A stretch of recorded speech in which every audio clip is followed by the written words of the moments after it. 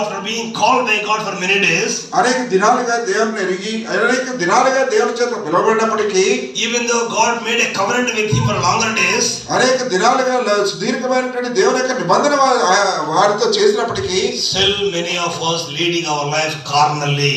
ఇక్కడ మనలో అనేక మంది శరీర సంబంధమైన జీవితాన్ని జీవిస్తున్నాం.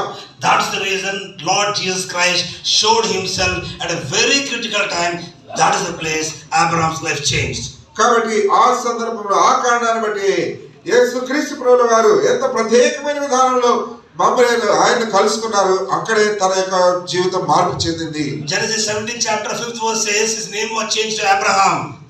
ఆదికాండం 17వ అధ్యాయం 5వ వచనం చెప్తుంది తన పేరు అబ్రాహాము నుంచి అబ్రాహాముగా మార్చబడింది. When God said that you have a son, according to 17 chapter 17th verse, it says that he was laughed at God. 17వ అధ్యాయం 17వ వచనంలో నీకు కుమారుడు కలిగినని దేవుడు తనతో